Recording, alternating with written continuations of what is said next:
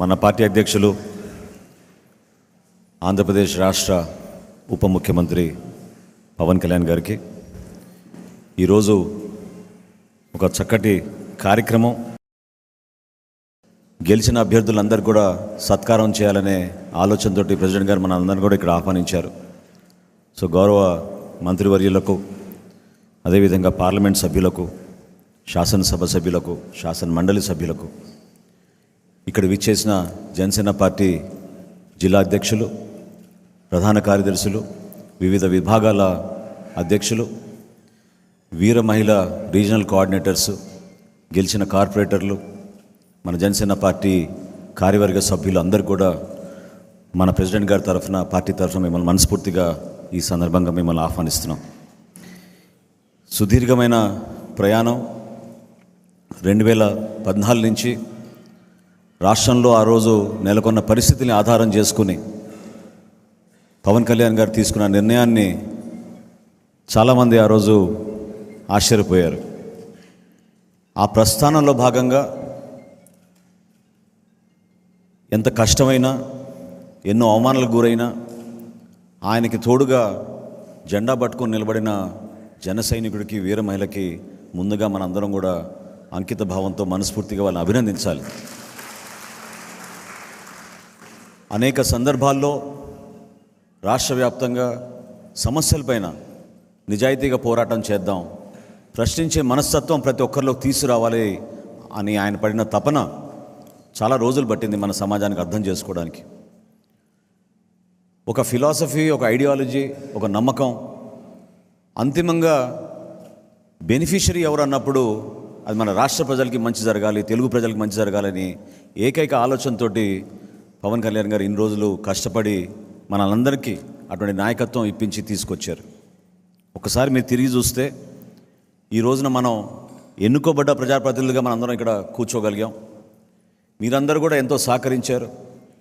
దీని వెనక ఎక్కువ శాతం కష్టపడి పార్టీ విజయం సాధించాలని నమ్మి మనతో పాటు ప్రయాణం చేసిన క్షేత్రస్థాయిలో మన జనసేన పార్టీ క్రియాశీలకంగా పాల్గొన్న మన సభ్యులు, మన వీర మహిళలు, మన జనసేన పార్టీ జన సైనికులు ఎంతో కృషి చేశారు. కేసులు పెట్టినా భయపడలేదు, పోలీసులు ఓవర్ యాక్షన్ చేసినా ఎక్కడ తగ్గలేదు. పార్టీ కోసం పవన్ కళ్యాణ్ గారి పిలుపు మేరకు ఏ కార్యక్రమం చేసినా కూడా పూర్తి స్థాయిలో ఒక నమ్మకంతో వచ్చి నిలబడ్డారు.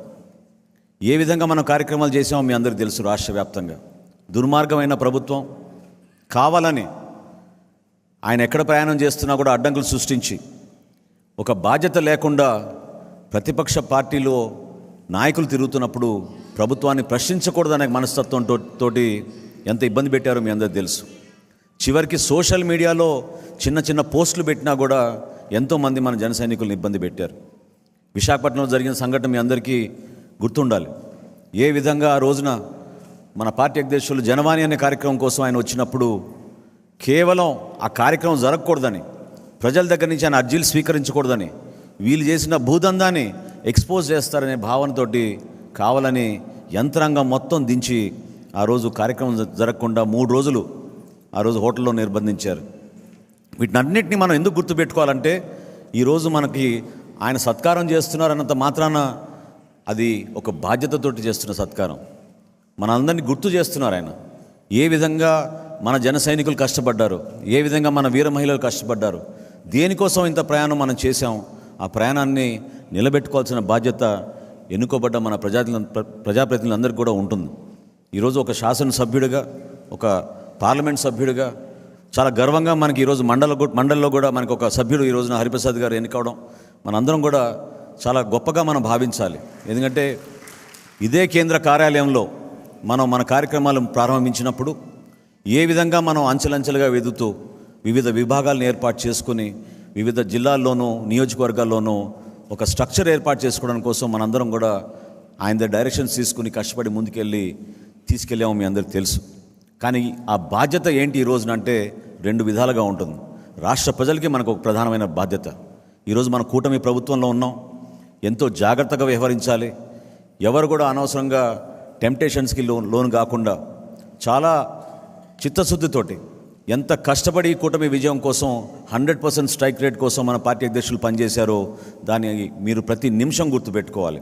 ఎందుకంటే చిన్న చిన్న కమ్యూనికేషన్ గ్యాప్స్ కానీ డిస్టర్బెన్సెస్ కానీ సహజం రాజకీయాల్లో, కానీ అది ఆధారం చేసుకుని దాని వెనక ఎంత కృషి చేసి ఆయన మంచి మనస్తత్వంతో మనం ముందుకెళ్దాం, రాష్ట్ర ప్రజలకి మనం మంచి ప్రభుత్వాన్ని ఏర్పాటు చేద్దామని ఆయన చేసిన కష్టాన్ని మీరెవరు కూడా దయచేసి క్షేత్రస్థాయిలో తక్కువ చేయబాకండి.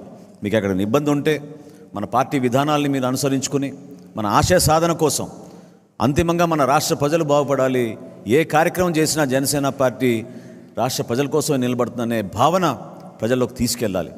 ఎంతో కష్టపడి మన ఎన్నికల్లో మనం ఎదుర్కొన్నాం.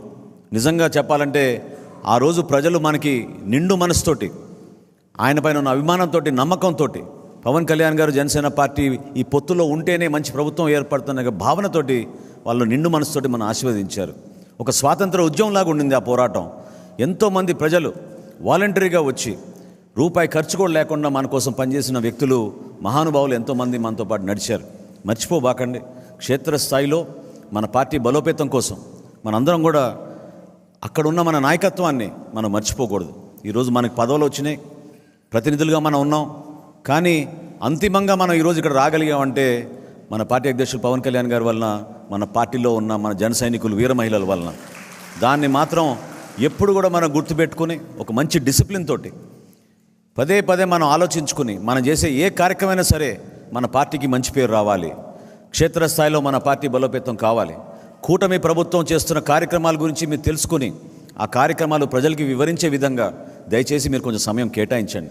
ఎందుకంటే నెల రోజులు అయిపోయింది, ఇంకా రాబోయే రోజుల్లో దుష్ప్రచారాలు మొదలు పెడతారు, రకరకాలుగా వార్తలు ప్రజల్లోకి తీసుకెళ్తారు. సబ్జెక్టు వారీగా మీరు కొంచెం అవగాహన తెచ్చుకుంటే మన జనసేన పార్టీ కార్యవర్గం, అదేవిధంగా జిల్లా స్థాయిలో ఎక్కడ ఏ సంఘటన జరిగినా ఏ విషయం పైన స్పందించాలో ప్రెస్ కాన్ఫరెన్సులు పెట్టి ధైర్యంగా మీరు మన ప్రభుత్వాన్ని సపోర్ట్ చేసే విధంగా మీరు నిలబడాలి. దానికి ఒకరు పిలవాలనో లేకపోతే ఒకరు సమాచారం అందించాలనేది కాకుండా మనం గతంలో చేసిన కార్యక్రమాన్ని మీరు గుర్తుపెట్టుకోండి. ఏ విధంగా ఆ రోజు ఇసుక కొరత గురించి భవన నిర్మాణ కార్మికుల కోసం మన అధ్యక్షులు వాళ్ళు నిలబడ్డారు, ఏ విధంగా మనం లాంగ్ మార్చ్ ఆ రోజు చేశాం, ఏ విధంగా కౌలు రైతుల కోసం మనం ఆయన స్వయంగా 5 కోట్ల రూపాయలు ఇస్తే 1,00,000 రూపాయల చొప్పున ఆత్మహత్య చేసుకున్న కుటుంబాలకి సుమారు 2,000 మందికి రాష్ట్ర వ్యాప్తంగా జిల్లాల వారీగా మనం పర్యటించి అందించగలిగాం.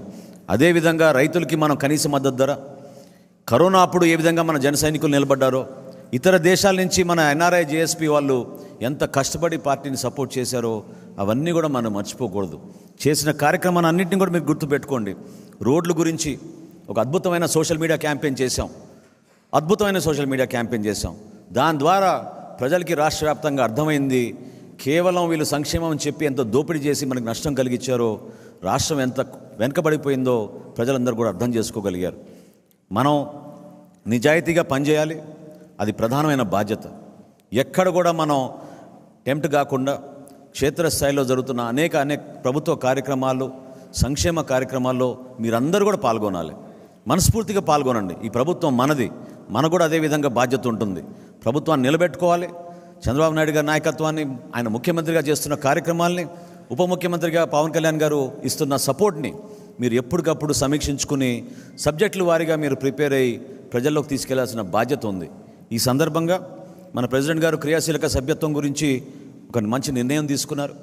ఎందుకంటే కరోనా సందర్భంలో మనం ఆ రోజున ఆ కార్యక్రమం మొదలుపెట్టినప్పుడు క్షేత్రస్థాయిలో కేవలం 20,000, 30,000 నుంచి మనం సభ్యత్వం ప్రారంభించుకుని అంచెలంచెలుగా ఎదుగుతూ చివరికి గత సంవత్సరం 6,47,000 సభ్యత్వం ఆంధ్రప్రదేశ్లోనూ తెలంగాణలోనూ మన జన సైనికులు, వీర మహిళలు కష్టపడిన నాయకత్వం మీ అందరికీ తెలుసు. వాళ్ళని ఏ విధంగా ఆదుకున్నామంటే మీరే ఆశ్చర్యపోతారు. ఇప్పుడు వరకు సుమారు మనం ఈ బీమా పథకం కింద అందించింది 18 కోట్ల రూపాయలు. దాదాపు 344 కుటుంబాలని మనం ఆదుకున్నాం 5 లక్షల రూపాయలు చొప్పునిచ్చి. 344 కుటుంబాలకి కేవలం ఆర్థిక సహాయమే కాదు, పార్టీ మీ వెంట ఉంటుంది, నాయకత్వం మీ వెంట ఉంటుంది. పవన్ కళ్యాణ్ గారు స్వయంగా పంపించిన ఈ చెక్ని ఆ కుటుంబానికి అందించి మనందరం కూడా ఆ భరోసా ఇవ్వగలిగాం. దాన్ని మీరు గుర్తించండి. రాబోయే రోజుల్లో సుమారు 90 చెక్కులు ప్రెసిడెంట్ గారు సంతకం చేశారు. ఆ 90 చెక్కులు కూడా ఆ కుటుంబాలని మీరే దగ్గరికి వెళ్ళి ఆ భరోసా ఇవ్వండి. పార్టీ నాయకత్వం ఎప్పుడు కూడా ఆ కుటుంబానికి అండగా నిలబడాలి. ఎందుకంటే చిన్న వయసులో చాలామంది ప్రాణాలు కోల్పోయారు మన జన సైనికులు. వాళ్ళకి ఆ ధైర్యం కలిపే విధంగా వాళ్ళ కుటుంబ సభ్యులకి మనం అండగా నిలబడేటట్టు తప్పకుండా మనం ఆ కార్యక్రమాన్ని సమిష్టిగా చేయాలి. నేను గతంలో చేసిన కార్యక్రమాలు నాకు అన్నిటికన్నా అద్భుతమైన కార్యక్రమం ఎందుకు అనిపించిందంటే, నాయకత్వం అంతా కలిసి వెళ్తే క్షేత్రస్థాయిలో ఆ కుటుంబం గౌరవం పెరుగుతుంది. వాళ్ళు కూడా వాళ్ళు పడుతున్న కష్టాలు, ఆ బాధల్ని కొంతవరకు మర్చిపోయి ఒక నమ్మకంతో పార్టీ మమ్మల్ని ఈ విధంగా గుర్తుపెట్టుకుందనే భావన వాళ్ళు కలుగుతుంది. కాబట్టి తూచా తప్పకుండా ఆ కార్యక్రమాన్ని మీరు విజయవంతం చేయాల్సిన అవసరం మీ అందరిపైన ఉంది. ప్రభుత్వం నుంచి మనం చేసే ప్రతి కార్యక్రమాల్లో మీరు కూడా భాగస్వాములే. దయచేసి అది గుర్తుపెట్టుకోండి. ఖచ్చితంగా మీరు భాగస్వాములే. అందులో మీది క్రియాశీలకమైన పాత్ర ఉండాలి. తెలుసుకోవాలి, కార్యక్రమం గురించి తెలుసుకోండి. ఏ విధంగా మనం బెనిఫిషరీస్ని ఐడెంటిఫై చేసాం, ఏ విధంగా వాళ్ళకి సంక్షేమ పథకాలు అందించబోతున్నాం, ఏ విధంగా రాష్ట్రానికి వీళ్ళు ఇన్ని రోజుల నుంచి పరిపాలించి ఎంత దారుణంగా ఆర్థికంగా దెబ్బతీశారో మన రాష్ట్రాన్ని, ఆ వివరాలు కూడా మీరు తెలుసుకోండి. ప్రభుత్వం వారానికి 2 చొప్పున వైట్ పేపర్లు రిలీజ్ చేస్తున్నారు. ఈరోజు కూడా ఒక వైట్ పేపర్ ఉంది. ఆ వైట్ పేపర్ సమాచారం మీరు తెప్పించుకోండి. ఏ విధంగా అమరావతి నష్టపోయింది, ఏ విధంగా మనకు రావాల్సిన పోలవరం నష్టపోయింది, భవిష్యత్తులో ఏ విధంగా మన పవర్ సెక్టర్ కూడా దెబ్బతినిందో, ఈ వివరాలు తెలుసుకుంటే మీరు కూడా క్షేత్రస్థాయిలో ప్రెస్ కాన్ఫరెన్సుల ద్వారా కానివ్వండి, మన అంతర్గత సమావేశాల్లో కానివ్వండి, తప్పకుండా మీ నాయకత్వం మీరు చూపించి వాళ్ళందరినీ కూడా మీరు ప్రభావితం చేసే విధంగా మీరు పనిచేయండి. దానికోసమే క్రియాశీలక సభ్యత్వం, దానికోసమే మీకు ఇచ్చిన బాధ్యత. వివిధ జిల్లాల నుంచి ఈరోజు ఇంతమంది ప్రతినిధులు వచ్చారు. వాళ్ళందరినీ కూడా నేను మనస్ఫూర్తిగా మన పార్టీ అధ్యక్షుడు పవన్ కళ్యాణ్ గారి తరఫున కోరుతున్నాను, మీరు ఇంకా ప్రోయాక్టివ్ అవ్వాల్సిన అవసరం ఇప్పుడు ఖచ్చితంగా ఉంది. ఎందుకంటే ఇది మన ప్రభుత్వం, జనసేన పార్టీ అందులో క్రియాశీలకంగా మనం పాల్గొంటున్నాం. మనందరం కూడా కష్టపడి మన పార్టీకి మంచి పేరు వచ్చే విధంగా పవన్ కళ్యాణ్ గారి జనసేన పార్టీ టీం అంటే ఈ విధంగా ఉంటుందని ప్రజల్లోకి లోతుగా తీసుకెళ్ళడానికి కోసం మీరందరూ కూడా నిలబడాలి. అంకిత భావంతో పనిచేద్దాం. ఎక్కడ కూడా మనకి గ్రూప్స్ అవసరం లేదు. ఒకే మాట మీద ప్రెసిడెంట్ గారి ఆదేశాల మేరకు కేంద్ర కార్యాలయం నుంచి వచ్చిన సమాచారాన్ని తూచా తప్పకుండా మీరు ఆ కార్యక్రమాల్లో పాల్గొని ప్రతి ఒక్కరం కూడా ఒక బాధ్యతతోటి ప్రజల్లో తీసుకెళ్లాల్సిన అవసరం ఉంది. నేను ఇందాక అన్నట్టు ప్రజలు కూడా ఎంతో ఎక్స్పెక్ట్ చేస్తున్నారు మన దగ్గర నుంచి. అదొక స్వాతంత్ర ఉద్యమంలాగా చేశారు మన ఎన్నికల్లో. లేకపోతే ఇంత భారీ మెజారిటీలు ప్రతి నియోజకవర్గంలో వచ్చేవి కాదు. నిలబడ్డారు మన కోసం, బయటపడలేదు. ఎంత జాగ్రత్తగా వాళ్ళు వ్యవహరించారో మీరు చూడండి. అది చూసి మనం నేర్చుకోవాలి. ఎక్కడో తొందరపడలేదు. పోలింగ్ డే వరకు వెయిట్ చేశారు. ఓటు వేసి వచ్చిన తర్వాత కూడా ఎక్కడ బయటపడలేదు. తీర్పు వచ్చినప్పుడు మాత్రం అందరికి అర్థమైంది ఎంత సైలెంట్ రెవల్యూషనో, ఎంత బలంగా నిలబడ్డారో ప్రజలు మనపైన, ఆయనపైన ఉన్న విశ్వాసంతో, నమ్మకంతో. ప్రజాస్వామ్యాన్ని రాష్ట్ర ప్రజలు నిలబెట్టారు. ప్రజాస్వామ్యాన్ని నిలబెట్టారు కాబట్టి మనం కూడా అదే ప్రజాస్వామ్యాన్ని గౌరవించి, ఏ విధంగా ప్రెసిడెంట్ గారు కాన్స్టిట్యూషన్ గురించి పదే పదే చెప్తూ ఉంటారో, ఆ రాజ్యాంగాన్ని మనం కాపాడే విధంగా మన డ్యూటీస్లో మనం వ్యవహరిద్దాం. రాబోయే రోజుల్లో మనకి శాసనసభ సమావేశాలు ఉన్నాయి. ఆ శాసనసభ సమావేశాల్లో కూడా నేను రిక్వెస్ట్ చేస్తున్నా, మన శాసనసభ్యులందరినీ కూడా ప్రెసిడెంట్ గారి తరఫున మీరు యాక్టివ్గా పాల్గొనాలి. నియోజకవర్గంలో ఉన్న సమస్యలపైన మీరు బలంగా మాట్లాడాలి. తద్వారా మన జిల్లాకి, మన ప్రజలకి ఇంకా అంకిత భావంతో పనిచేసినట్టు మనం మెసేజ్ తీసుకెళ్ళాలని మనస్ఫూర్తిగా కోరుకుంటూ, ఈ సత్కారం ప్రెసిడెంట్ గారు ఇందాక వచ్చే ముందు ఆయన ఆలోచన నేను మీతో చెప్తున్నాను. చివరిలో ఈ సత్కారం ఒక బాధ్యతతోటి మీరు వ్యవహరిస్తారని, ప్రజల కోసం, పార్టీ కోసం కష్టపడి పనిచేస్తారని మనస్ఫూర్తిగా మిమ్మల్ని అందరినీ కూడా అభినందిస్తూ మనం ఈ కార్యక్రమం మొదలుపెట్టుకుందాం. తొలిగా శ్రీ మంత్రివర్యులు శ్రీ నాదెళ్ల మనోహర్ గారిని సత్కారాన్ని స్వీకరించవలసిందిగా కోరుతున్నాం.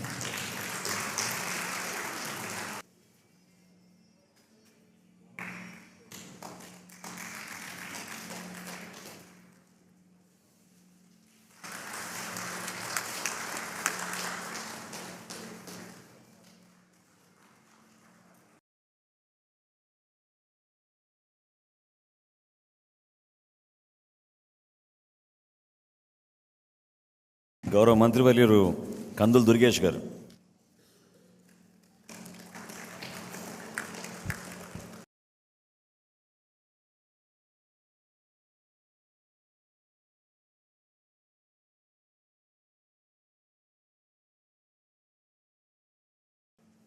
గౌరవ పార్లమెంట్ సభ్యులు శ్రీ తంగెల ఉదయ శ్రీనివాస్ గారు,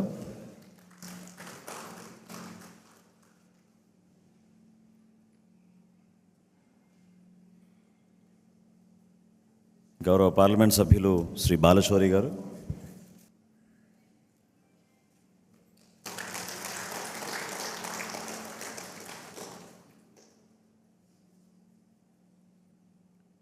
గౌరవ పాలకొండ సభ్యులు శ్రీ నిమ్మక జయకృష్ణ గారు,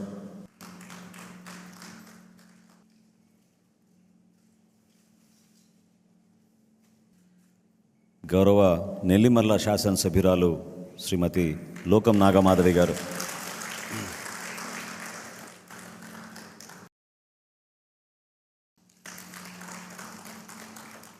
గౌరవ అనకాపల్లి శాసనసభ్యులు శ్రీ కొంతాల రామకృష్ణ గారు,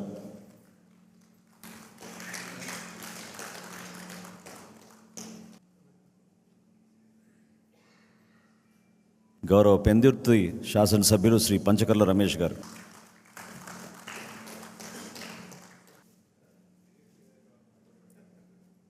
గౌరవ ఎలమంచిలి శాసనసభ్యులు సుందరపు విజయ్ కుమార్ గారు,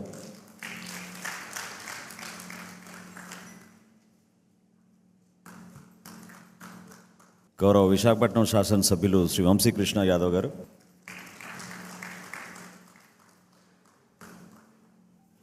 గౌరవ కాకినాడ రూరల్ శాసనసభ్యులు శ్రీ పంతం నానాజీ గారు,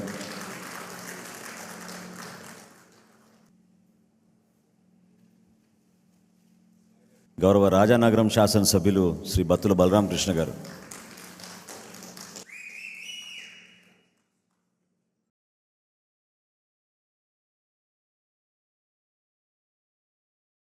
గౌరవ రాజోల్ నియోజకవర్గ శాసనసభ్యులు శ్రీ దేవ వరప్రసాద్ గారు,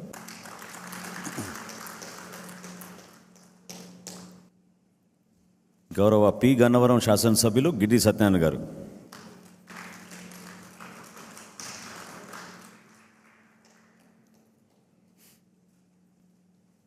తాడేపల్లిగూడెం గౌరవ శాసనసభ్యులు శ్రీ బొలిశెట్టి శ్రీనివాస్ గారు,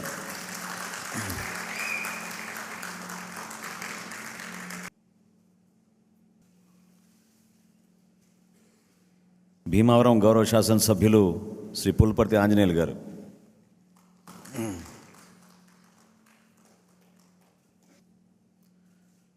నర్సాపురం గౌరవ శాసనసభ్యులు శ్రీ బొమ్మిడి నాయకర్ గారు,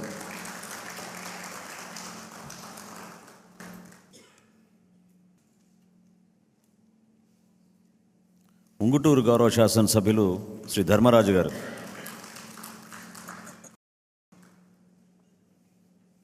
పోలవరం శాసనసభ్యులు శ్రీ బాలరాజు గారు,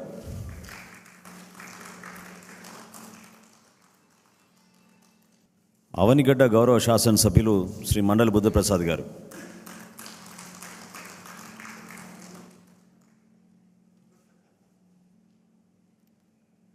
తిరుపతి గౌరవ శాసనసభ్యులు శ్రీ ఆరణి శ్రీనివాసులు గారు,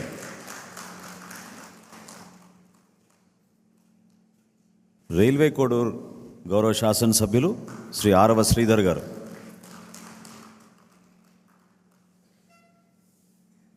చివరిగా మండలి సభ్యుడు మనందరి కోసం అహర్నిశలు కృషి చేసిన హరిప్రసాద్ గారికి,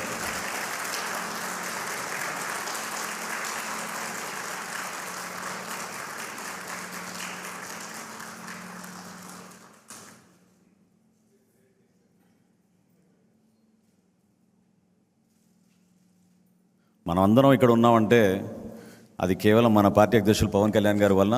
సో మీరందరూ నిలబడితే ఆయన కూడా మనం సన్మాన కార్యక్రమం చేసి సత్కరించుకుందాం.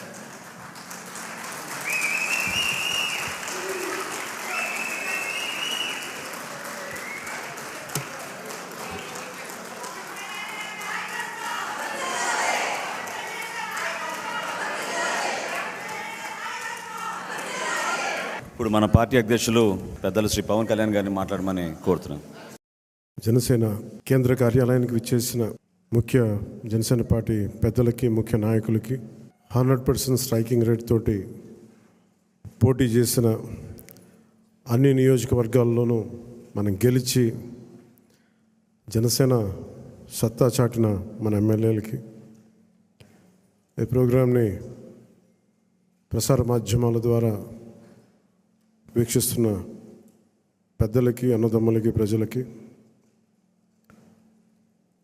మీడియా పెద్దలకి, సీనియర్ పాత్రికేయులకు, జన సైనికులకు, వీర మహిళలకు, ప్రతి ఒక్కరికి నా హృదయపూర్వక నమస్కారాలు. ఎన్నికలు అయిపోయి రిజల్ట్స్ వచ్చిన తర్వాత ఎప్పటికప్పుడు మన ఎమ్మెల్యే అభ్యర్థులందరికీ చిన్నపాటి సత్కారం చేయాలి. ప్రజలు ఇచ్చిన సత్కారం కంటే పెద్దది కాదు ఇది. కాకపోతే నాకు చెయ్యాలి అని ఒక చిన్న కోరిక ఈరోజు చాలా రోజుల తర్వాత నెరవేరింది. మనం చేసింది మొన్న బాంబేకి వెళ్ళి మనం మ్యారేజ్కి వెళ్తే అంబానీ గారి ఇంట్లో పెళ్ళికి వెళ్తే అందరూ కూడా మాట్లాడుతుంది 100% పోటీ చేసిన ప్రతి సీటు మీరు ఎలా గెలిచారు. భారతదేశపు రాజకీయ చరిత్రలో ఇప్పుడు దాకా జరగలేదు. ఇది ఒక కేస్ స్టడీ అయిపోయింది చాలామందికి. చాలా పటిష్టమైన ఉన్నతమైన పొలిటికల్ ఇన్స్టిట్యూషన్స్కి వీటన్నిటికీ ఒక స్టడీ మెటీరియల్ అయిపోయింది ఎలా సాధ్యపడింది అనేది. నేను ఇదే వేదిక పైన ఈరోజు ఒకప్పుడు ఈ వేదిక చాలా పెద్దగా అనిపించేది నాకు. మన సైజు పెరగటం వల్ల, పార్టీ సైజు పెరగటం వల్ల ఈరోజు ఈ వేదిక చాలా చిన్నది అయిపోయింది. ఇదివరకు ఇదే హాల్ చాలా పెద్దగా అనిపించేది. అంటే ఎక్కువ జనం ఉండేవాళ్ళు ఆ రోజున. యాక్చువల్గా కిటకిట్లు ఆడిపోయేది, చాలా పెద్దగా అనిపించింది. కానీ ఈరోజు తక్కువ మంది ఉన్నా కానీ ఇంత చిన్నగా ఉందంటే ఆఫీస్ అనిపించింది. అంటే నాకు అనిపించింది ఏంటంటే మనకు సాధించిన విజయం ఈ ఆఫీస్ కూడా సరిపోవట్లేదు. ఇది ప్రత్యేకంగా మనం సాధించిన విజయం చాలా గొప్ప విజయం. అది ఇదే మనం దెబ్బతిన్న మన పరాజయం కానీ, మనం తిన్న దెబ్బలు కానీ ఇంకెవరన్నా తగిలిండుంటే కనీసం ఒక పక్షం రోజులు కూడా నడిపేవారా అని అనిపిస్తుంది. మీరు చూశారు, ఒక రాష్ట్రానికి ముఖ్యమంత్రిగా చేసిన వ్యక్తి ఓడిపోగానే అసెంబ్లీలు కూడా లేకుండా వెళ్ళిపోయారు. అంటే ఓటమి అంత భయపడుతుంది మనిషిని. అలాంటిది మనకింత జనబలం ఉండి ఒక్క సీటు కూడా గెలుచుకోలేని పరిస్థితుల్లో ఏదో ఒకటి వస్తే ఆ వ్యక్తిని వాళ్ళు తీసుకెళ్ళిపోయి అలాంటి పార్టీకి 100% మనం స్ట్రైకింగ్ రేట్తో కొట్టడం చాలా చాలా అద్భుతమైన విషయం. 21 ఒకలా చూస్తే పెద్ద నెంబర్ కాకపోవచ్చు 175లో, కానీ 175 ఈ రోజున 164 గెలవడానికి మనం తీసుకున్న ఈ 21 ఒక వెన్నెముగ్గా అయిపోయింది ఈ కూటమి విజయానికి. ఇది మామూలు విజయం కాదు. ఈ బయట మనం సభల్లో ఎక్కువ మనం ఊదరగొట్టుకోలేం, కానీ ఒకసారి మనం సాధించిన విజయం కూడా చెప్పడం చాలా అవసరం. ఇది నా వ్యక్తిగతంగా నేను చాలా సందర్భాలు కొన్ని సినిమాల్లో ఏదైనా చేసినా కానీ నేను పెద్ద మాట్లాడిన, కానీ ఇది ప్రజలకు సంబంధించిన విజయం కాబట్టి ఒక మార్పు కోరుకుంటే కోట్లాది మంది ప్రజల రోడ్ల మీదకి వస్తారు. మనం చూసాం ఎంత నలిగిపోయామో మనందరం. ఇందాక పెద్దలు మనోహర్ గారు చెప్తున్నట్టుగా రోడ్డు మీదకి రావాలంటే భయపడిన సంవత్సరాలు అవన్నీ. ఒక పోస్ట్ పెట్టాలంటే భయం అందరికీ. ఏదైనా మాట్లాడి ఒక అభిప్రాయం చెప్పాలంటే భయం. పచ్చి బూతులు తిట్టేయడం, ఇంట్లో చిన్నపిల్లల్ని పెద్దని చూడకుండా భయపెట్టేయడం, క్యారెక్టర్ అసాసినేషన్ కేసులు, సాక్షాత్తు ఒక పార్లమెంట్ సభ్యుడిని బంధించి మరీ తీసుకొచ్చి ఉన్నతాధికారుల చేత ఈ గుంటూరు ఈ సిఐడిదే ఆఫీస్లో ఆయన మీద పాశవికంగా ఆయన కొట్టించిన తీరు, 4 దశాబ్దాలు సుదీర్ఘమైన అనుభవం ఉన్న ముఖ్యమంత్రిని కూడా, ముఖ్యమంత్రిగా చేసిన వ్యక్తిని కూడా, ప్రస్తుతం ముఖ్యమంత్రిగా ఉన్న శ్రీ నారా చంద్రబాబు నాయుడు గారిని కూడా జైల్లో పెట్టి 53-54 రోజులు అలాంటి భయభ్రాంతులు చేసిన ప్రభుత్వం. రోడ్డు మీదకి ఒక నోరు తెరిచి మాట్లాడాలంటే భయం, అడ్డగోలు ఇసుక దోపిడీలు. ఇలాంటి నేపథ్యంలో 5 కోట్ల మంది ప్రజలకి వెన్నుదన్నుగా నిలబడింది జనసేన పార్టీ. రోడ్ల మీదకి రావాలంటే భయం వచ్చింది. ఈరోజు మనకి 100% ఎందుకు వచ్చింది అంటే 5 కోట్ల మంది ప్రజలకి గుండెల్లో ధైర్యం నూరిపోసాం. మనం దెబ్బలు తిన్నాం మనందరం. మనం ఎవరు ఇక్కడ ఉన్న వేదిక పైన వీళ్ళుంటే, మన గెలిచిన ఎమ్మెల్యేలు ఉంటే, పోటీ మీకు అన్ని స్థానాల్లో బలం ఇచ్చిన మన జన సైనికులు, వీర మహిళలు, ఇక్కడ ఆసీనులైన నాయకులు ప్రతి ఒక్కరూ మీరందరూ ఉండబట్టే ఈ విజయం సాధ్యమైంది. 21 మంది ఎమ్మెల్యేలు ఇక్కడ మేము కూర్చోగలిగామంటే నాతో సహా, అది మీ అందరి కష్టం, శ్రమ, మీ మేధో మదనం, మీ ఎలక్షనీరింగ్ కేపబిలిటీ. జన సైనికులు అసలు పోటీ చేయని చోట్ల, మనం పోటీ చేసిన చోట్ల జన సైనికులు చేశారు, వీర మహిళలు చేశారంటే అదొక మన కోసం చేశారు అనుకోవచ్చు. కానీ మన పోటీ చేయని చోట, మనం పోటీ చెయ్యని మిగతా 160 మన మిగతా అన్ని చోట్ల అసలు ఎలా నిలబడ్డారు కూటమికి, తెలుగుదేశానికి కానీ భారతీయ జనతా పార్టీకి అంటే నాకు నిజంగా చాలా చాలా ఆనందం వేసింది. అలాంటి జన సైనికులకి, వీర మహిళలకి చేతులెత్తి మీ అందరికీ మనస్ఫూర్తిగా మీకు నమస్కరిస్తున్నాను. అంటే మీరు రాష్ట్రం కోసం తపన పడ్డారు, రాష్ట్ర బాగోగు కోసం తపన పడ్డారు. సో మీ అందరికీ చాలా చాలా మనస్ఫూర్తిగా నేను ఈ సందర్భంగా నేను మీకు ధన్యవాదాలు తెలుపుకుంటా ఉన్నాను. అలాగే మనం అడుగుతూ ఉన్నారు, ఏమైనా ఆశించావా నువ్వు, పదవులు, ఉప ముఖ్యమంత్రి అవుతామని ఆశించామని? నిజంగా చెప్పాలన్నా నిజంగా ఏమి ఆశించాల. మీరు చూశారు అసెంబ్లీలో కూడా మొట్టమొదటి నేను మాట్లాడినప్పుడు, ఎవరైతే, మన దురదృష్టం ఏంటంటే మనందరం కూడా చరిత్రను ఎప్పుడు మర్చిపోతూ ఉంటాం. నిన్నగాక మొన్న వచ్చిన నాయకులు గుర్తుండిపోతారు, కానీ ఈ నేల కోసం ఎవరు త్యాగం చేశారో వాళ్ళు మర్చిపోతూ ఉంటాం. మన అమరజీవి పొట్టి శ్రీరాములు గారి పేరు ఎందుకు చెప్పానంటే, పేరును ఒక డొక్కా సీతమ్మ గారి పేరు ఎందుకు చెప్పానంటే, వారి చేసిన సేవలు మర్చిపోతే మనం కృతజ్ఞహీనులు అయిపోతాం. అందుకే నాకు ప్రత్యేకించి వారి ప్రేరణతో వచ్చినవాడిని. ఒక వ్యక్తి మన కోసం ఎందుకు త్యాగం చేయాలి, అలాంటి ప్రేరణతో వచ్చాను. అందుకే నేను పదవులు ఏమి ఆశించలేదు. అలాంటి పదవులు ఆశించిన వాడిని నాకు వచ్చి నేనేమి ఎవరిని పదవి అడగలేదు, ఏమి చేయలేదు. మీరు చూస్తే నేను ఎక్కడ కూడా ఎలక్షన్ టైంలో నేను ఉప ముఖ్యమంత్రి అవుతానని కానీ అసలు ఏమీ నేను మాట్లాడలేదు, దాని గురించి చెప్పలే. పదవులు ఉన్నా లేకపోయినా పని చేద్దాం, ప్రజల కోసం పనిచేద్దాం, నిలబడదాం, ఈ తప్ప వేరే ఆలోచన లేదు. అలాంటి మనకి ఈరోజున మన ప్రభుత్వంలో భాగస్వామ్యం అవటం మనందరికీ కూడా చాలా పెద్ద బాధ్యత. మనం ఈ 21 మందిని కూడా మన ఎమ్మెల్యేలు కానీ మిమ్మల్ని కానీ కలవడానికి ఎందుకు ఇంత టైం పట్టింది అని అంటే, నేను ఎప్పుడు అధికారం నేను చూడలేదు, ఎమ్మెల్యేగా అడుగు పెట్టలే, అధికారం ఎప్పుడు చూడలే. ప్రజలతో పోరాటం చేసుకుంటూ వెళ్ళిపోయాను తప్ప ఎక్కడ కూడా అధికారం ఎలా ఉంటుంది, దాని తాలూకు కష్ట నష్టాలు ఏంటి, దాని లోతుపాతు ఏంటి మనకి ఎప్పుడు తెలియదు. అసలు నాకు బాధ్యత తీసుకోగానే చాలా కీలకమైన శాఖలు మనం తీసుకున్నాం. సివిల్ సప్లైస్, అలాగే సినిమాటోగ్రఫీ, టూరిజం, దాంతోపాటు పర్యావరణం, అటవీ శాఖ, అలాగే పొల్యూషన్ శాఖ, పంచాయతీరాజ్, రూరల్ వాటర్ సప్లై, ఇన్ని కీలకమైన శాఖలు తీసుకున్నప్పుడు నాకు ఒకటే అనిపించింది, చాలా అవగాహన ఉండాలి.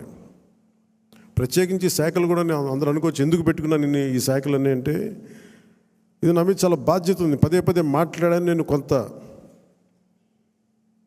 దాన్ని సంపూర్ణంగా కొంత ఒక విధి విధానాలు ఏర్పరిచిన తర్వాత సరైన సమయంలో బాధ్యతల నుంచి కూడా తప్పుకుంటాను, ఇంకెవరికైనా కూడా అప్పగించేస్తాను. కాకపోతే అది చేసే ముందు ఖచ్చితంగా విధి విధానాల మీద చాలా బలమైన ఒక విధి విధానాలు బలంగా ఏర్పరిచి ఆ బాధ్యతలు అప్పుడు అప్పచెప్తాను. అలాగే మనందరి మీద కూడా 5 సంవత్సరాల కాలం గిరుని తిరిగిపోతుంది, ఎక్కువ సమయం పట్టదు. అలాగే మన ఎమ్మెల్యేలందరికీ కూడా, పోటీ చేయని చోట్ల కూడా మన నాయకులందరికీ కూడా ఇది భవిష్యత్తు ఉన్న పార్టీ. అది మరి ఎంత బలంగా మనం చేయకపోతే దేశం మొత్తం మన వైపు చూసేలా చేసింది.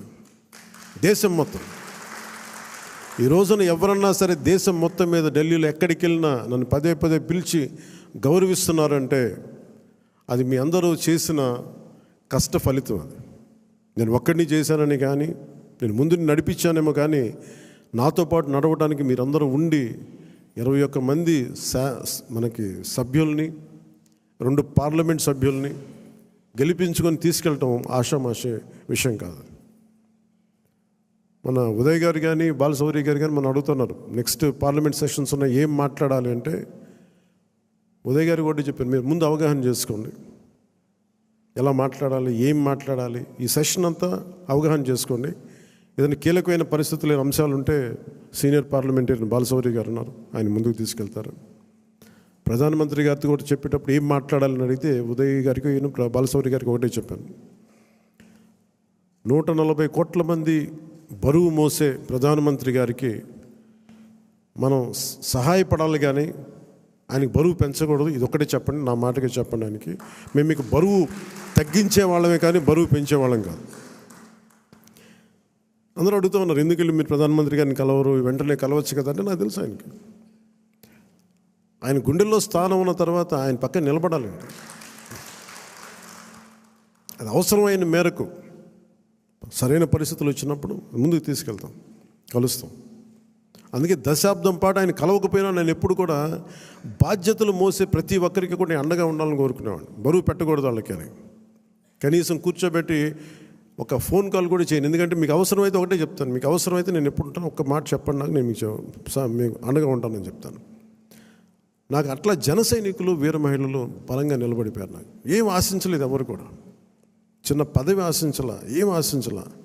వాళ్ళ కోరికల్లో మార్పుగా రావాలి, ఆ మార్పు కోసం మేము నిలబడాలి అని ఒక కట్టుదిట్టమైన ఆకాంక్ష తప్ప ఇంకే స్వార్థం లేదు. అలాగే మన నాయకులు కూడా, పోటీ చేయని నాయకులందరికీ కూడా పేరు పేరున మీ అందరికీ ధన్యవాదాలు తెలుపుకుంటా ఉన్నాను. నేను 21 సభ్యులు మొన్న పిఠాపురం సభలో కూడా చెప్తా ఉన్నాను. చిన్నప్పుడు మా టీచర్ చెప్తా ఉన్నారు, ఆయన బైబిల్లో ఎప్పుడన్నా నేను సిచ్యువేషన్కి వెళ్ళే టైంకి ఆవిడ ఏదో చదువుతూ ఉన్నారు, బైబిల్ చదువుతూ ఉన్నారు. ఆవిడ మాట్లాడేది ఏదో ఒక రోజు వెళ్తే ఏదో చదువుతూ ఉంటే నన్ను పిలిచి, నువ్వు ఇది ఎన్రా నీకు మంచిదని చెప్పారు. ఎందుకు చెప్పారు తెలియదు కానీ అది నిజంగా పనికొచ్చింది నాకు.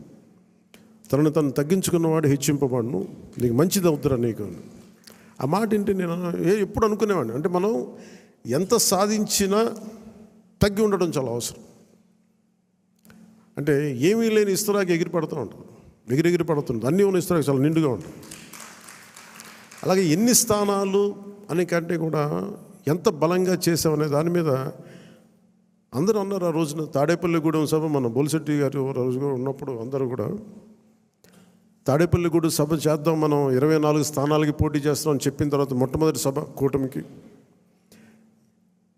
ఎప్పుడు వచ్చే ఉధృతి లేదు. ఆ రోజున అందరూ చెప్తారు, నాకేం తేడా కనిపించలేదు కానీ బట్ అందరికీ ఒకటే అనిపించింది, ఉధృతి లేదు, హుషారు లేదు, మీరు పాడు చేసిన నానా రకాలుగా మీ అందరికి అభిప్రాయాలు ఉన్నాయి. ఆ రోజు నేను దాన్ని తప్పని చెప్పట్లా.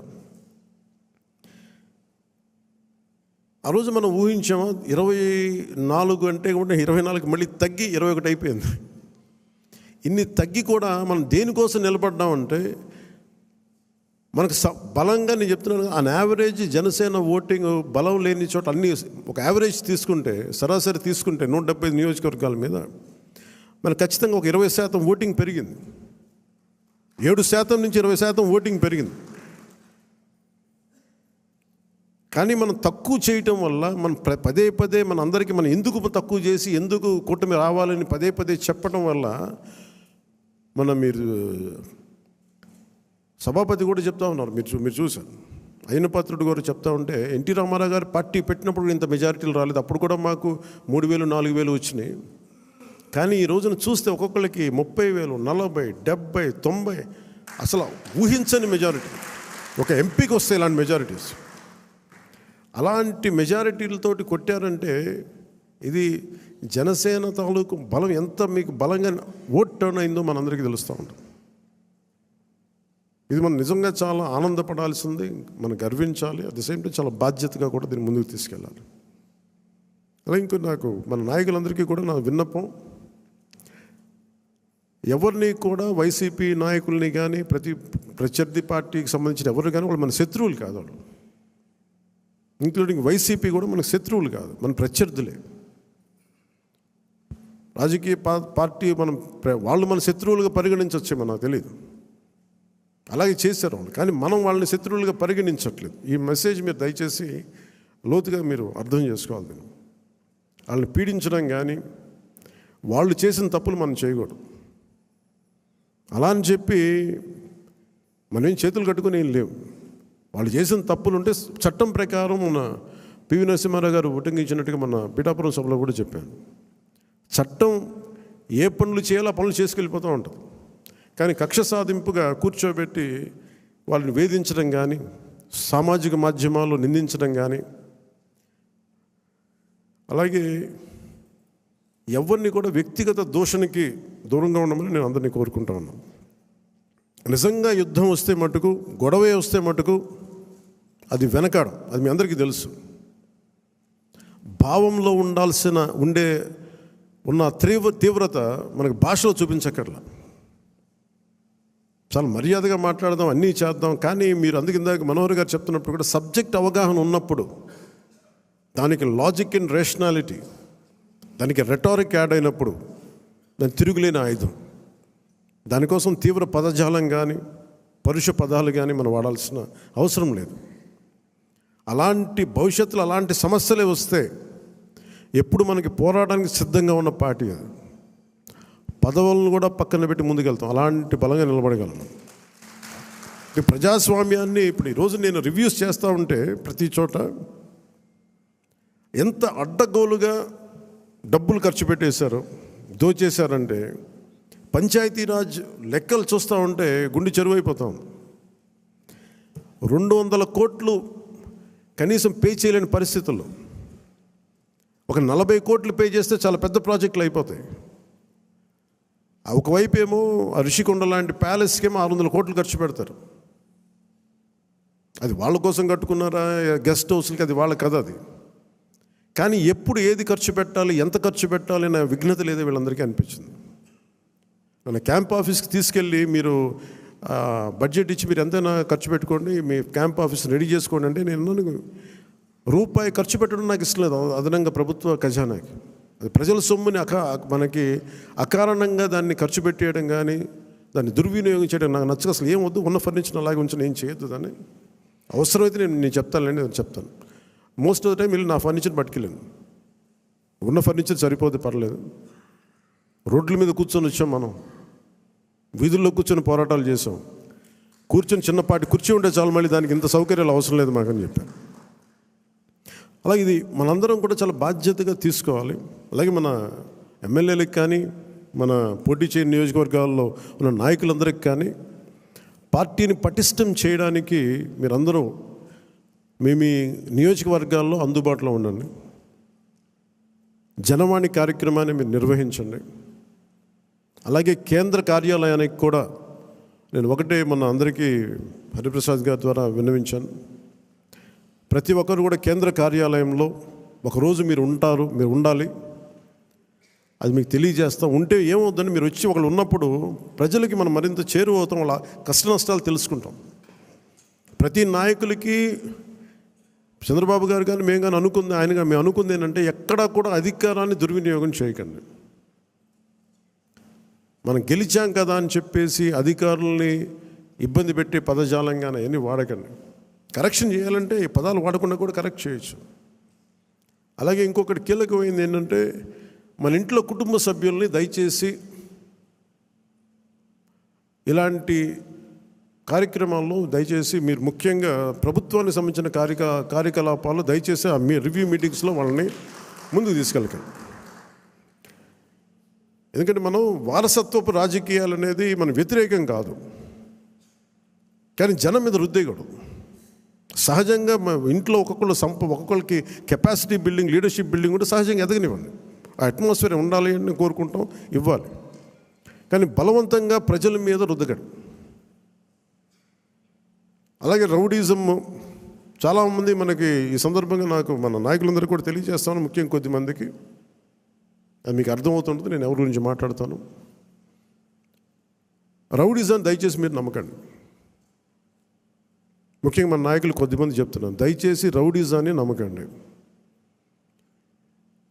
మెత్తగా ఉన్న నాయకుల మీద, ఏం మాట్లాడిన నాయకుల మీద మీరు వచ్చి మాట్లాడాలి కానీ తిట్టడాలు కానీ చేస్తే నాకు ఆ భయాలు లేవు. మీరు అది గుర్తుపెట్టుకోండి. వైసీపీ లాంటి ఒక గుండా పార్టీని ఎదుర్కొని వచ్చిన వాడిని మీరు నన్ను బెదిరించగలరా? మీరు ఆలోచించండి. కొంచెం లోతుగా మీరు అధ్యయనం చేయాలి దాన్ని. ఎందుకంటే మాట కావాల్సిన సంస్కారం కావాలి. ఇక్కడ మీరు కూర్చోబెట్టి బెదిరించేసి సామాజిక మాధ్యమంలో మన నాయకుల్ని మీరే తిడతా ఉంటే నేను మిమ్మల్ని వదులుకోవడానికి సిద్ధంగా ఉంటాను, అది గుర్తుపెట్టుకోండి.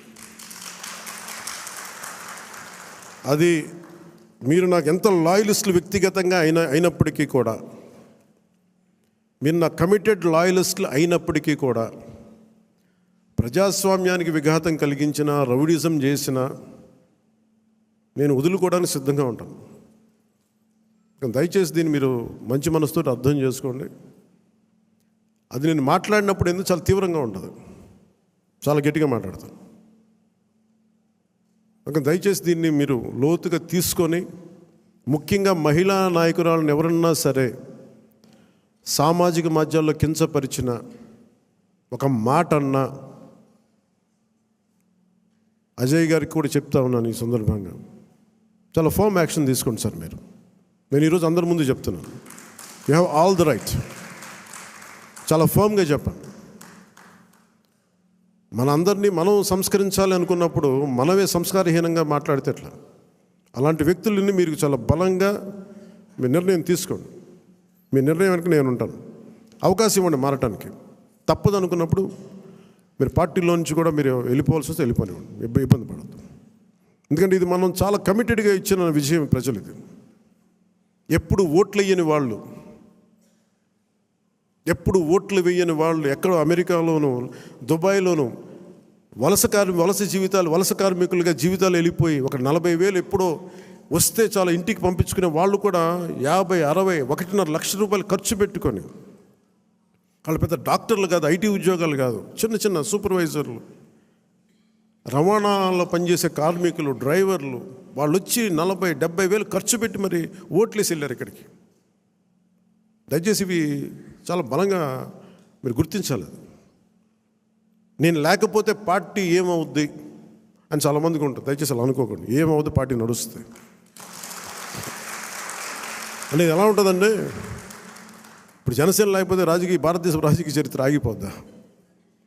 పవన్ కళ్యాణ్ లేకపోతే భారతీయ రాజకీయ చరిత్ర ఆగిపోతే ఆంధ్రప్రదేశ్ రాజకీయాలు ఆగిపోతాయా? దీన్ని నేనేం చేస్తాను, ఒక అవకాశంగా తీసుకోవాలి ప్రజలకు సేవ చేయడానికి తప్ప, నేను లేకపోతే పాలిటిక్స్ లేవు, నేను లేకపోతే అసలు వీళ్ళు ఎలా గెలుస్తారు. కాలం చాలా చాలా గొప్పది.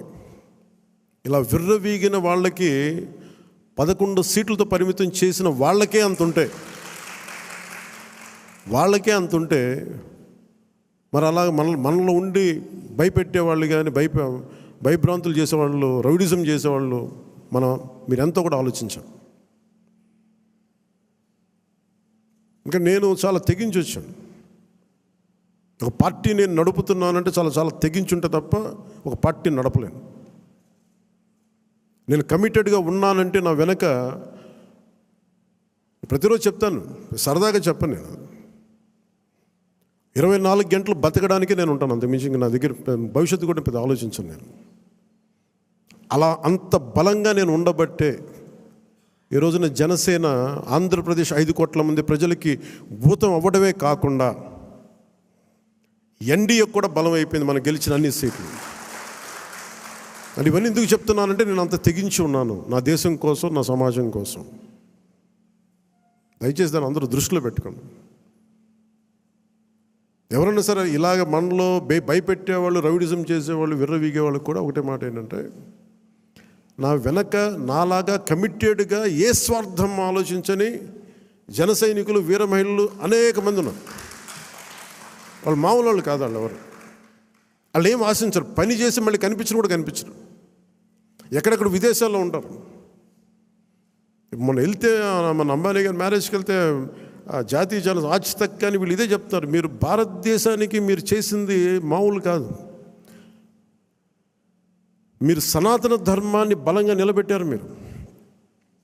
మీరు సినిమాల్లో ఉండి సూపర్ స్టార్డమ్ సాధించి రాజకీయాల్లో మలుపు తిప్పే రాజకీయం చేసి ఇవన్నీ తగ్గి మీరు నిలబడగలరు చూసారా. అందుకు మిమ్మల్ని ప్రేరణగా తీసుకోవాలని చెప్తా ఉంటే నేను చెప్పాను, ఇది గొప్పగా నేను మాట్లాడట్లేదు కానీ నేను ఇంత బాధ్యత నేను నడిపిస్తున్నానని చెప్తున్నాను. ఇది సో ఇలాంటి నాకు దయచేసి క్రమశిక్షణ రాహిత్యంతో దయచేసి నాకు తలపోట్లు తీసుకురాకండి. ఎందుకంటే నేను నా రక్తాన్ని కూడా పక్కన పెట్టేయగలను, గుర్తుపెట్టుకోండి. నా కుటుంబాన్ని కూడా పక్కన పెట్టేస్తాను. నేను జనం కోసం అయితే నా కుటుంబాన్ని కూడా పక్కన పెట్టేస్తాను. అలాంటిది నా సొంత బిడ్డలతో సహా పక్కన పెట్టేయగలను. నేను అంత నిస్వార్థంగా, అంత గట్టిగా ఉంటాను. ప్రజాక్షేమం కోసం, ప్రజాస్వామ్య పరిరక్షణ కోసం నేను అంత బలంగా ఉంటాను. అందుకని దయచేసి అందరూ కూడా నన్నేదో తిట్టేస్తే భయపడిపోతాను, నేను లేకపోతే ఇక్కడ గెలవం, పంచాయతీ ఎన్నికలు రావచ్చు, మున్సిపల్ ఎన్నికలు రావచ్చు, నా సత్తా ఏంటో అనుకునే వాళ్ళందరికీ కూడా ఏంటంటే సంతోషం. నేను అక్కడ దెబ్బతింటానికి సిద్ధంగా ఉంటాను తప్ప కాంప్రమైజ్ అవ్వడానికి నేను సిద్ధంగా ఉన్నాను. ఏం పోతుంది చెప్పండి నాకు. ఈ రోజున 21 మంది ఎమ్మెల్యేలు, 2 మంది 2 ఎంపీలు అయ్యారు. ఇవన్నీ గెలవకపోతే ఏమన్నా అయిపోతాం. ఫలితాలు ఇంకొకలా వచ్చింటే ఇలాగ ఉండేవాడిని, ఏం మారేది కాదు. అందుకని దీన్ని దయచేసి అందరూ పెద్ద మనసుతో అర్థం చేసుకోండి. నాయకులందరికీ కూడా దయచేసి పదే పదే మీ కుటుంబంలో ఉండే మీ సహాయానికి, మీకు సహాయకారిగా ఉండటానికి నాకు అభ్యంతరం లేదు. కానీ వాళ్ళని భవిష్యత్తులో వాళ్ళే మా తరం వారసులను చెప్పడం కొంచెం ఇబ్బందిగా ఉంది బయట. ఎందుకంటే అలాంటప్పుడు నేను కూడా నా పిల్లలు ప్రమోట్ చేస్తూ కూర్చుంటే ఇంకా దీనికి కొత్తదనం ఎక్కడి నుంచి వస్తుంది చెప్పండి.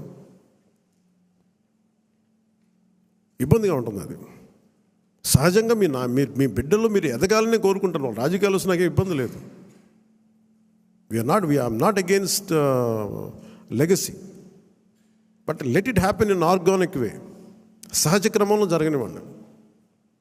అందుకని ఇలాంటి ప్రతి చోట ఇవి కొన్ని వినిపిస్తూ ఉన్నాయి. ఇది అందరి ముందు చెప్తే ఇది అందరూ మనం ఒకసారి ఒక లోపలికి ఆత్మపరిశీలన చేసుకుని అందరూ సహజ క్రమంలో వస్తే నాకు ఇబ్బంది లేదు. కానీ దాన్ని దయచేసి ప్రజల మీద రుద్దకండి. అదొకటి నా విన్నపం అందరికీ. అలాగే మనం మనం ఏం మాట్లాడుతున్నా it is not Janasena victory.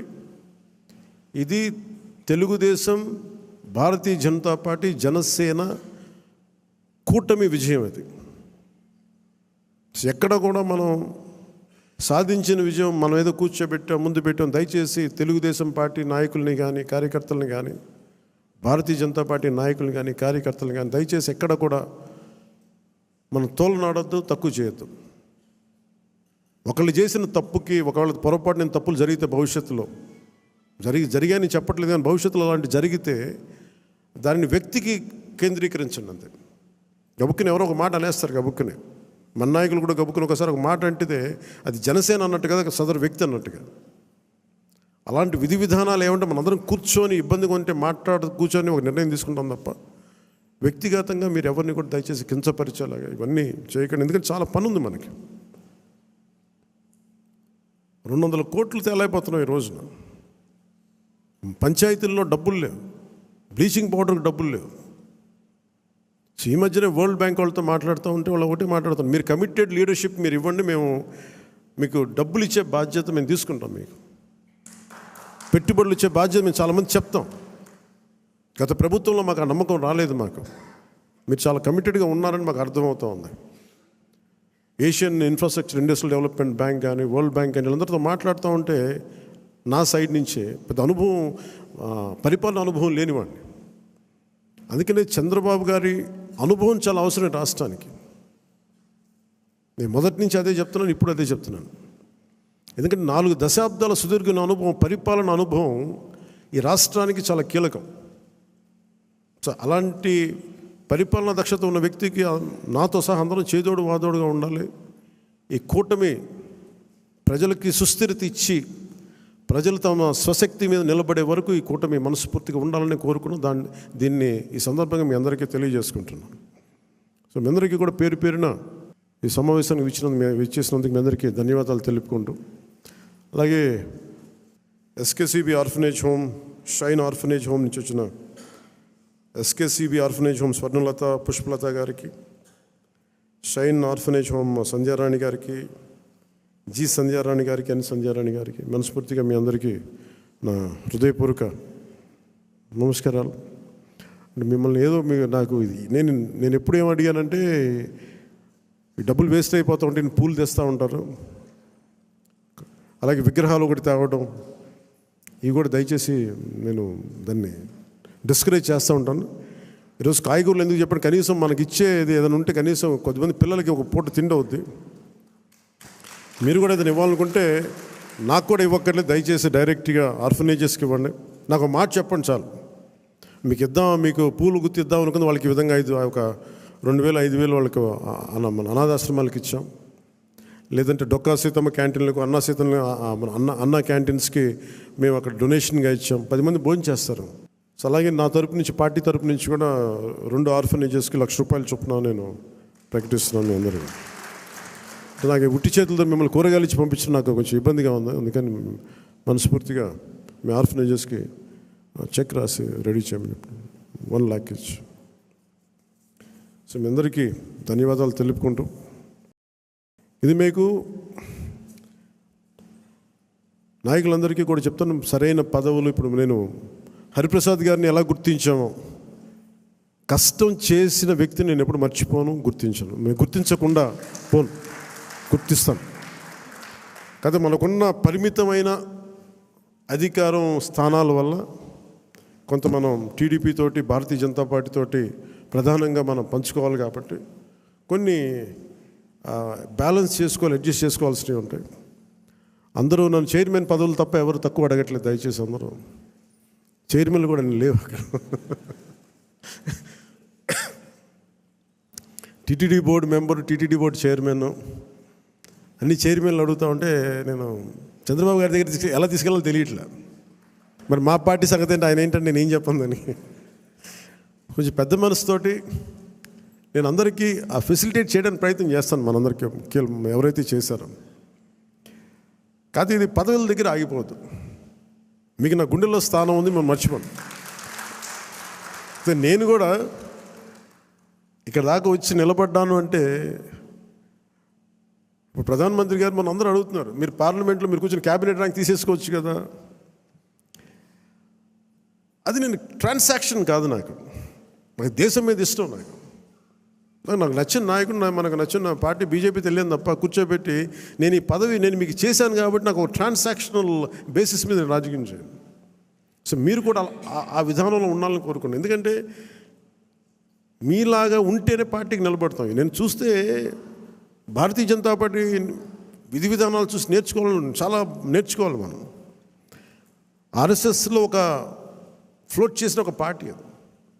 Sangh నుంచి చాలామంది నాయకులు వచ్చి నిస్వార్థంగా చేసి వెళ్ళిపోతారు. వాళ్ళు గుర్తింపు కూడా ఉండదు. జనరల్ సెక్రటరీ అవుతారు, నెక్స్ట్ మినిట్లో వాళ్ళకి మళ్ళీ కార్యకర్తలు వెళ్ళిపోతారు. Of course that's a great organisation like RSS. కానీ దాని నుంచి స్ఫూర్తి తీసుకుంటాం మనం. వాళ్ళు ఎంతసేపు ఆర్ఎస్ఎస్ ఎంతసేపు దేశం, సమాజం, దేశ సమగ్రత మీద ఉంటారు తప్ప వాళ్ళు చాలా నిస్వార్థంగా ఉంటారు. చాలా నిస్వార్థంగా ఉంటారు. ఎంతో కొంత వారి నుంచి ప్రేరణ తీసుకొని మనం కూడా నిస్వార్థంగా పదవులు వస్తే ఖచ్చితంగా మీకు వస్తాయి, తీసుకోండి. పదవి లేనప్పుడు కూడా అంతే కమిట్మెంట్తో పనిచేయాలని కోరుకోండి. నేను అలాంటి వాడిని. పదవులు లేవు, ఏమీ లేవు, డబ్బులు లేవు, గుర్తింపు లేదు, తిట్లు శాపనార్థాలు తప్ప ఆయన మనం చేశాం కదా. అందుకని దీన్ని కూడా మీరు దృష్టిలో పెట్టుకోండి.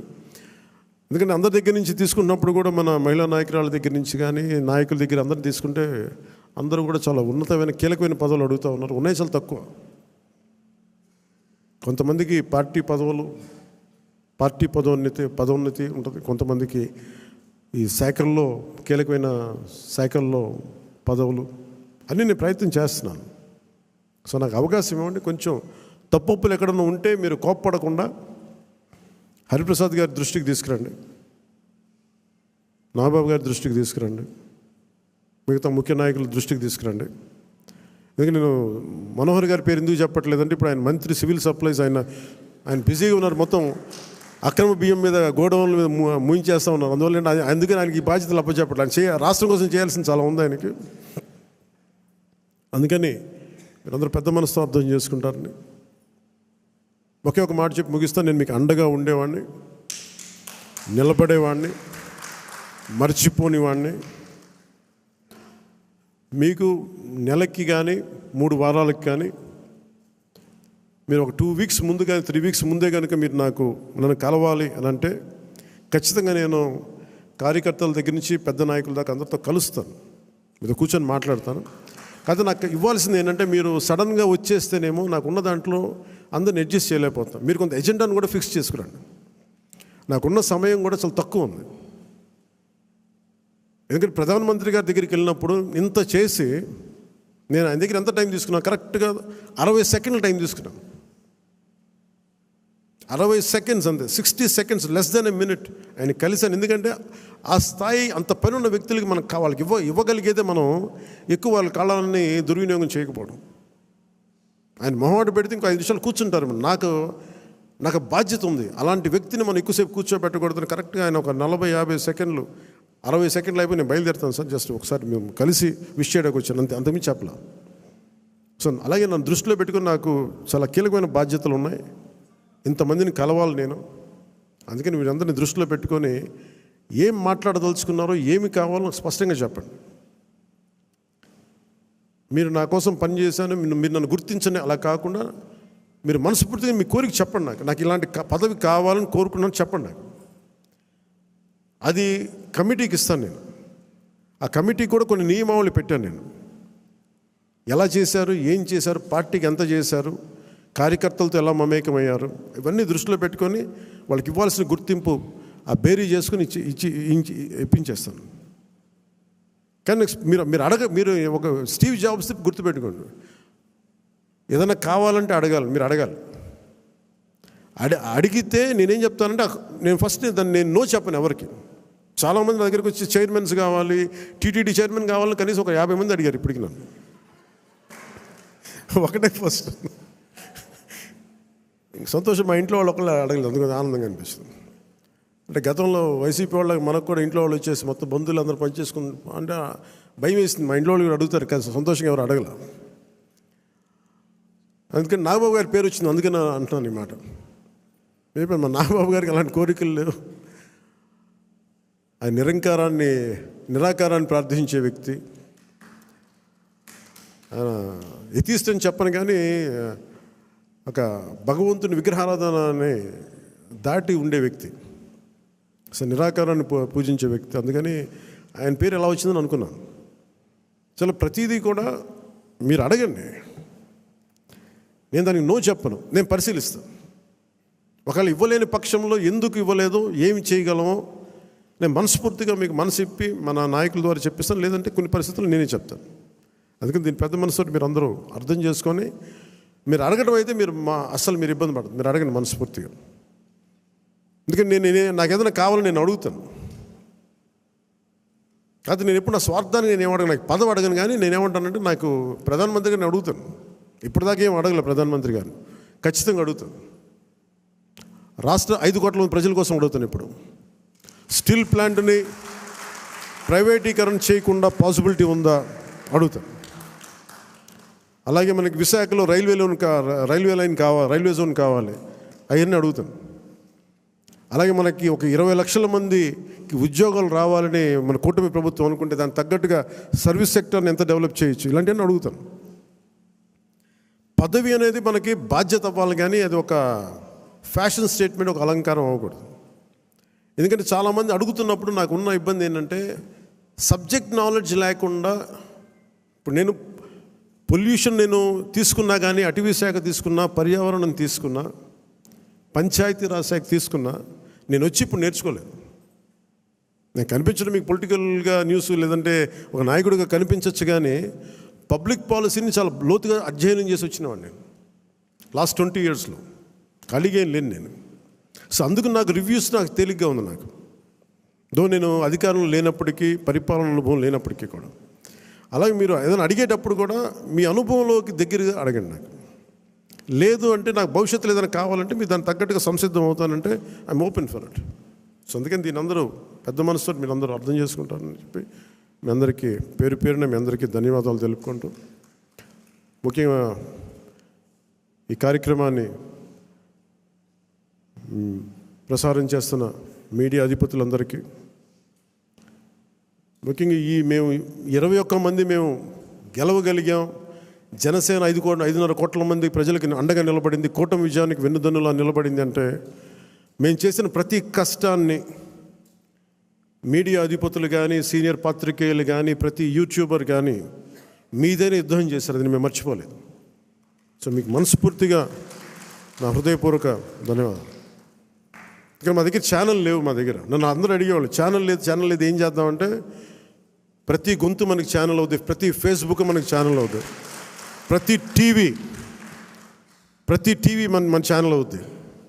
ప్రజల కోసం చేసినప్పుడు అన్ని ఛానల్స్ మన ఛానల్స్ అవుతాయి.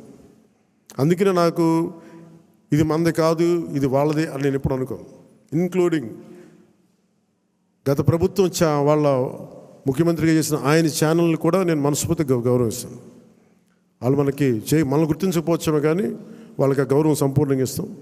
సో మనస్ఫూర్తిగా మీ అందరికీ కృతజ్ఞతలు తెలియజేసుకుంటూ, ముఖ్యంగా లా అండ్ ఆర్డర్కి సంబంధించి ఈ మధ్యన చాలా కీలకం అయిపోయింది. నేషనల్ మీడియా అడిగింది, మన కర్నూలులో జరిగిన సంఘటన, ఉమ్మడి కర్నూలు జిల్లాలో జరిగిన సంఘటన, ఒక చిన్నపాటి బిడ్డ మీద ఏం జరిగిందో అందరూ మైనర్ బాలురు ఏం చేశారు మీకు అర్థమైంది. నన్ను స్పందించమన్నారు. ఏం మాట్లాడాలంటే, ఒక 18 ఏళ్ళు దాటిన యువతనైతే ఎలాంటి పనిష్మెంట్ అని ఇచ్చేయచ్చు. ప్రతిసారి ఇలాంటి దుర్ఘటనలు జరిగినప్పుడల్లా ఒక మనిషిని ఎన్కౌంటర్ చేస్తే సమస్య తీరిపోద్దా అనేది ఎప్పుడు నాకు సందేహం. మరి ఏం చెయ్యాలి అనేది కూడా అందరూ కూర్చొని చేయాలి. అందుకని మన వ్యవహార శైలి, ముఖ్యంగా రాజకీయ నాయకుల్లో చాలా మార్పు రావాలి. వీరి భాషా వ్యవహారాల్లో ఇష్టం వచ్చినట్టు తిట్టేసి, ఇష్టం వచ్చినట్టు బూతులు తిట్టేస్తే, నాయకుల్ని రౌడీల్ని పెంచి పోషిస్తే చిన్నపిల్లలకు కూడా అది ఆలవాలం అయిపోయింది. అందుకని లా అండ్ ఆర్డర్ విషయంలో మీరు చాలా టఫ్గా ఉండండి. మన ఎమ్మెల్యేలందరికీ చెప్తా ఉన్నాను, మన ఎంపీలందరికీ చెప్తున్నాను, చాలా చాలా బలంగా ఉండండి, అన్కాంప్రమైజింగ్ ఉండండి లా అండ్ ఆర్డర్ సంబంధించి. అలాగే విద్యా వ్యవస్థలో కూడా మనం నెక్స్ట్ మీటింగ్లో ఎప్పుడు కూర్చున్నప్పుడు దీనికి సమాజం కూడా మారాలి, కొంత బాధ్యత తీసుకోవాలి. ఈ సినిమాలు చూసో లేదంటే సామాజిక మాధ్యమాలకు ప్రతి ఒక్కరం కూడా మన కుటుంబాల పట్ల మనం బాధ్యత తీసుకోవాలి. ఇదే నేను ఒక లాస్ట్ క్యాబినెట్ మీటింగ్ నేను వస్తూ ఉన్నప్పుడు ఒక తల్లి ఇక్కడ వచ్చి ఆగింది. నేను చాలామందిని మాట్లాడుతున్నప్పుడు ఆ తల్లి వచ్చి చెప్పింది, నా బిడ్డను తీసుకెళ్ళిపోయారు, 2-3 అమ్మాయిలు తీసుకెళ్ళిపోయాడు. అంతకుముందు ఆ కుర్రాడు 16 ఏళ్ళు వచ్చి తీసుకెళ్ళిపోయారు. ఇక్కడి నుంచి వచ్చిన 1 వారం రోజులు పట్టుకెళ్ళిపోయారు అబ్బాయిని. 9 నెలలు అయిపోయింది, నేను ఎవరికి చెప్పుకోవాలో తెలియట్లేదు. కంప్లైంట్ ఇచ్చాం మాచవరంలో. అంటే మన కేకే గారిని పంపించి వెంటనే కన్సర్న్ పోలీసు అధికారితో మాట్లాడితే 9 నెలల్లో సాధించలేనిది 9 రోజుల్లో తీసుకురాగలిగాం. ఇది ఎందుకు చెప్తున్నానంటే, విజయం అని కాదు, ఒక చిన్నపాటి అధికారం ఇంత చేయగలదు. అలాంటిది 3000 మంది ఆడబిడ్డలు అదృశ్యం అయిపోయారు. వచ్చిన ఏ పరిస్థితుల్లో తిరిగి వచ్చారో మనకు తెలియదు, వాళ్ళలో ఎంతమంది తిరిగి వచ్చారో తెలియదు. అందుకని ముఖ్యంగా ఆడబిడ్డలకు సంబంధించి మటుకు చాలా చాలా బలమైన మనకి ఈ లా అండ్ ఆర్డర్ సిచ్యువేషన్ చాలా బలంగా ఉండాలి. అందుకని మనందరం కూడా పర్సనల్గా, అపార్ట్ ఫ్రమ్ పార్టీ, మనందరం కూడా దీనికి భవిష్యత్తులో ఇలాంటివి జరగకుండా, నంద్యాల ఇన్సిడెంట్ లాంటివి జరగకుండా ఉండాలంటే ఏం చేయాలి? ప్రసార మాధ్యమాలు కూడా నా కోరిక ఏంటంటే, ఎంతసేపు తిట్లు పురాణాలు కాకుండా మీరు ఇవ్వాల్సింది ఇలాంటి చర్చలు, ఇలాంటి దుర్ఘటనలు జరగకుండా ఉండాలంటే ఏం చేయాలి, దాని మీద కొంచెం హెల్తీ డిబేట్స్ పెట్టండి. మనోహర్ గారు సివిల్ సప్లైస్ ఎంత బలంగా పనిచేసిన మనోహర్ గారు, మీకు మనస్ఫూర్తిగా మా అభినందనలు తెలియజేస్తాను. పొద్దున్న హైదరాబాద్లో కూడా మాట్లాడుతున్నారు, అధికార యంత్రాంగం అందరూ మీరు చాలా బాధ్యతగా ఉన్నారు, భయపడుతున్నారు ఏంటని అడిగితే, ఇట్లా సివిల్ సప్లైస్ ఇంత బలంగా ఉంది, పనిచేస్తున్నాను. మనోహర్ గారికి అభినందనలు తెలియజేస్తాను. మీరు రావటం వల్ల రేట్లు తగ్గినాయి, మొత్తం నిత్యావసర వస్తువులు తగ్గించారు, అది మీకు హ్యాట్స్ ఆఫ్ మీకు. అలాగే కల్తీ చేస్తున్న ఎవరికైనా సరే, మనకి పౌర సరఫరాలకు సంబంధించిన పబ్లిక్ డిస్ట్రిబ్యూషన్ సంబంధించిన రైస్ని, అక్రమ ఎగుమతుల్ని ఖచ్చితంగా బలంగా ఎదుర్కొంటాం. అది రేపు క్యాబినెట్ మీటింగ్లో కూడా మాట్లాడుతాం దాని గురించి. పెట్టుబడులు వచ్చేలాగా, భవిష్యత్తు ఆనందదాయకంగా ఉండేలాగా, అందరికీ ఉపాధి అవకాశాలు కల్పించేలాగా భవిష్యత్తులో మనందరి కార్యక్రమాలు ఉంటాయి. మీ అందరికీ నేను అండగా ఉంటానని తెలియజేసుకుంటూ, జస్ట్ మీకు 2 వీక్స్ ముందు మీరు నాకు దయచేసి మీరు అందరూ నా అపాయింట్మెంట్ కావాలి, మీతో నాతో మాట్లాడాలంటే నేను మీకు అందుబాటులో ఉంటాను. నాతో పాటు కాకుండా మన నాయకులు కూడా ఇక్కడే వారానికి ఒక్కొక్క ఎమ్మెల్యేని ఇక్కడే ఉండమని చెప్పాను. దాదాపు నెలలో 30 రోజులు ఉంటే మనకున్న 23 మంది ఎమ్మెల్యేలు కానీ 2 ఎంపీలు కానీ 23 మంది నాతో సహా రోజుకి ఒకళ్ళని చొప్పున ఇక్కడ ప్రత్యేకించి మీకు అందుబాటులో ఉంటాం. మీ నియోజకవర్గపు కష్టాలు కావచ్చు, ప్రజల సమస్యలు కావచ్చు, ఏదైనా సరే మీకు చెప్పుకోవడానికి మీకు అండగా మీకు ఇక్కడే ఉంటారు, కనీసం ఒకళ్ళు ఉంటారు. సో ఈ సందర్భంగా మీ అందరికీ ప్రతి నియోజకవర్గానికి, ప్రతి ఎమ్మెల్యే గారికి కానీ, ప్రతి ఎంపీకి, ప్రతి ఒక్కరు కూడా కేంద్ర కార్యాలయంలో ఒక రోజు మీరు గడపాలి, ప్రజలకు అందుబాటులో ఉండాలని నేను ఈ సందర్భంగా కోరుకుంటాను. సో మీ అందరికీ ధన్యవాదాలు తెలియజేసుకుంటూ సెలవు తీసుకున్నాను. జై జనసేన, జై హింద్. ఈ 2 అనాథ ఆశ్రమాలకి ప్రెసిడెంట్ గారి చేతుల మీదుగా ₹1,00,000 చొప్పున